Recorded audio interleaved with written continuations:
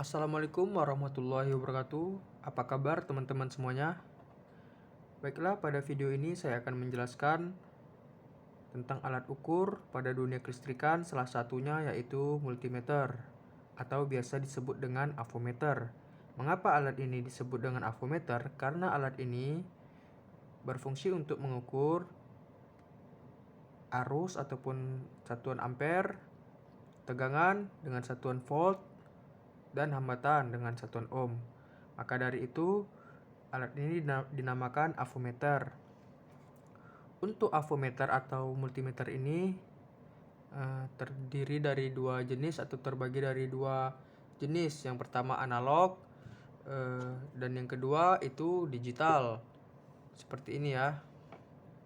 Untuk analog tampilannya seperti ini, menggunakan jarum hasil pengukuran, dan hasil pengukurannya bisa kita lihat di sini ada angkanya. Akan saya jelaskan untuk cara menggunakannya di pertemuan berikutnya, yaitu mengukur satuan masing-masing dari tegangan, arus, dan hambatan. Untuk yang digital itu lebih simpel ya. Di sini sudah otomatis. Untuk hasilnya akan langsung tampil di layar apabila kita mengukur media ataupun peralatan yang akan kita ukur. Langsung tampil ya. Dan tidak menggunakan jarum, lebih modern.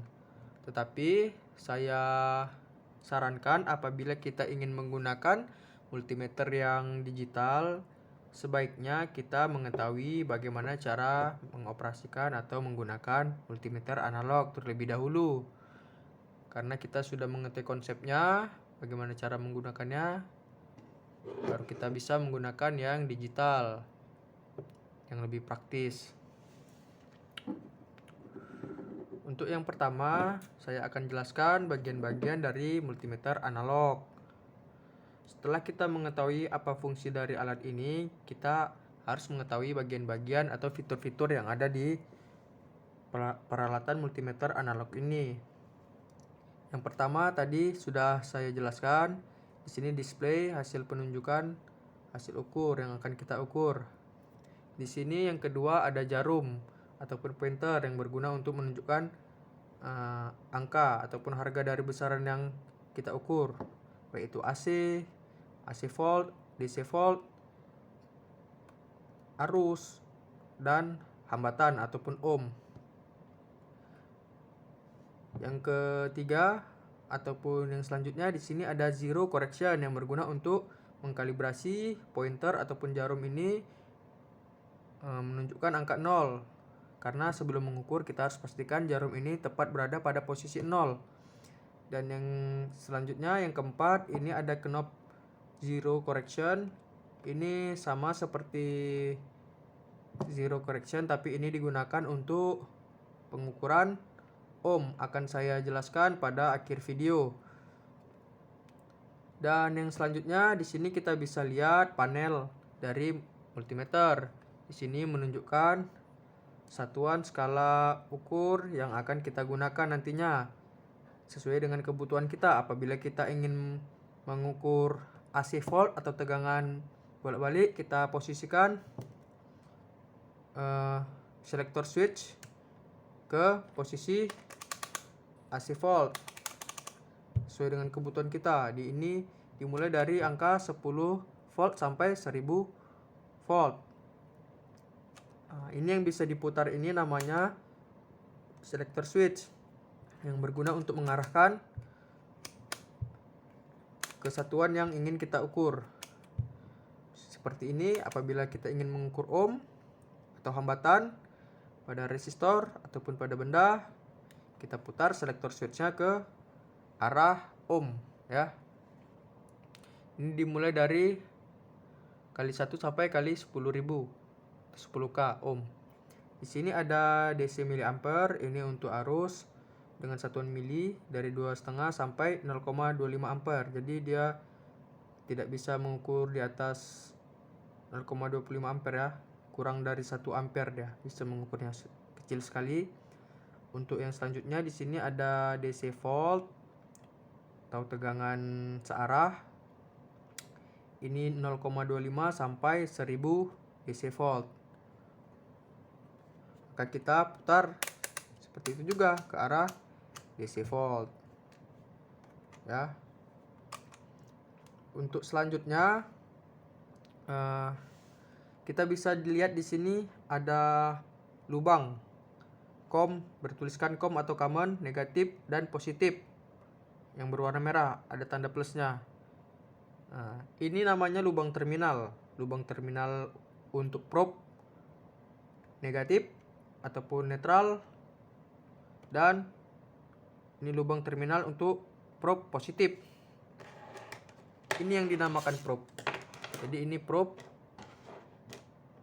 positif yang berwarna merah dan probe negatif yang berwarna hitam ataupun common. Jadi kita hubungkan probe negatif ke lubang terminal common atau negatif, ya, dan probe positif ke warna merah untuk lubang terminal positif. Nah, untuk kabel probe ini kita hubungkan ke media ataupun alat yang ingin kita ukur tadi.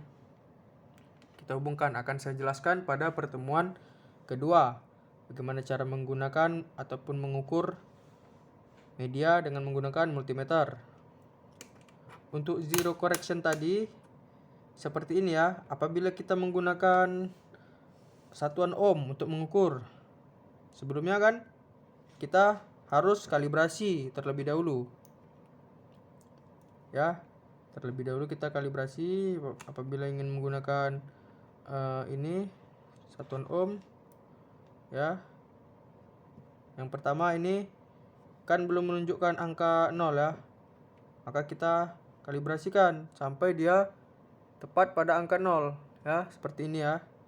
Apabila sudah tepat, dirasa tepat, baru kita ukur alatnya ya, yang ingin kita ukur alatnya, contohnya resistor ataupun alat itu sendiri sebagai beban atau lampu bisa juga ya. Akan saya jelaskan pada pertemuan berikutnya. Untuk pertemuan satu ini khusus untuk menjelaskan bagian-bagian dari multimeter. Oke, kita lanjut ke multimeter digital. Untuk multimeter digital seperti ini tampilannya, dimulai dari cover ya. Baik, untuk multimeter digital ini lebih modern dan lebih simpel ya. Untuk penggunaannya tentu saja lebih gampang karena ini lebih modern daripada multimeter analog. Untuk fitur-fitur ataupun bagian-bagian dari multimeter digital ini, yang pertama yaitu tentu saja display ataupun hasil pengukuran akan tampil di sini di layar. Seperti ini. Hasil ukurnya akan tampil di sini. Yang kedua, kita bisa lihat di sini ada tombol hold. Ini berfungsi untuk menahan hasil ukur apabila kita mengukur. Misalnya tadi kita ukur ini ya, tegangannya misalnya ini volt AC 0,002, tadi kan sempat 0,001.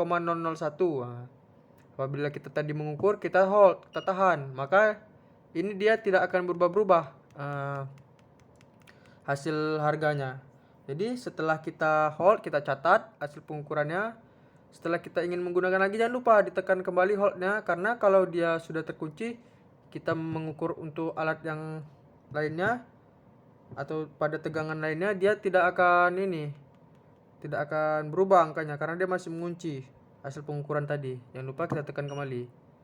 Maka dia bisa bergerak lagi ya, 0,03 tadi. Oke. Untuk yang selanjutnya di sini ada selector switch. untuk mengarahkan sesuai dengan keinginan kita, sesuai kebutuhan kita, apa yang ingin kita ukur satuannya. Baik itu dari tegangan AC ataupun bolak-balik, tegangan DC, milivolt, atau untuk tegangan bolak-balik juga. Tapi dengan satuan milivolt. Kalau di sini kan volt. Nah, di sini ohm atau hambatan pada resistor. Di sini ada tombol. Ini berfungsi untuk, di sini kan kita bisa lihat mega ohm satuannya. Kita bisa tekan ini ke ohm, jadi ya lebih rendah. Di sini ada lambang buzzer yang bisa berbunyi, nanti akan saya contohkan. Di sini ada lambang dioda. Untuk mengukur dioda di sini bisa juga untuk mengecek dia apakah, saya ulangi, untuk mengecek apakah dioda itu masih bagus atau enggak. Nanti bisa hidup lampunya apabila kita menggunakan fitur yang berlambang dioda ini. Itu fungsi dari tombol ini ya. Sebenarnya ini tetap otomatis. Apabila kita mengukur hambatan yang kecil, maka nanti dia otomatis langsung ke ohm. Walaupun di sini ada tampilannya mega ohm, tapi kalau hambatannya besar ya sudah, dia memang mega ohm dia nanti di sini. Kalau besar hambatannya, satuannya mega ohm, bisa ohm sampai mega ohm. Di sini ada lambang kapasitansi untuk mengukur kapasitor. Di sini ada hertz atau frekuensi untuk mengukur frekuensi yang digunakan di Indonesia, yaitu 50 Hz. Baiklah, untuk yang di bawah ini kita bisa lihat seperti multimeter analog. Di sini ada lubang terminal warna hitam dan merah. Di sini digunakan untuk menghubungkan probe positif dan negatif. Untuk probe positif ini berwarna merah, bisa kita hubungkan ke lubang terminal merah untuk probe positif, dan untuk probe negatif ke lubang terminal warna hitam ya, seperti ini. Oke, setelah itu kita siap untuk mengukur peralatan yang ingin kita ukur dengan cara menghubungkan probe ini ke peralatan yang akan kita ukur. Nantinya akan saya jelaskan ke pertemuan kedua, pada pertemuan kedua maksud saya. Oke, untuk buzzer tadi dia seperti ini ya, tadi saya contohkan, belum saya contohkan, dia bunyi seperti ini dia. Berfungsi untuk mengukur apabila ada lampu atau bohlam yang putus, dia tidak berbunyi apabila dihubungkan ya. Kalau dia masih bagus, masih berfungsi, maka dia berbunyi. Seperti itu juga kabel, kalau kabelnya terputus kita hubungkan, kalau tidak berbunyi berarti ada yang terputus di tengah-tengah kabel ini. Atau apabila kita hubungkan berbunyi seperti ini tadi, maka kabel itu dalam posisi bagus ya, tidak ada terputus. Oke, saya rasa cukup di situ. Sampai sini saja untuk penjelasan bagian-bagian dari multimeter. Untuk cara menggunakan ataupun mengukur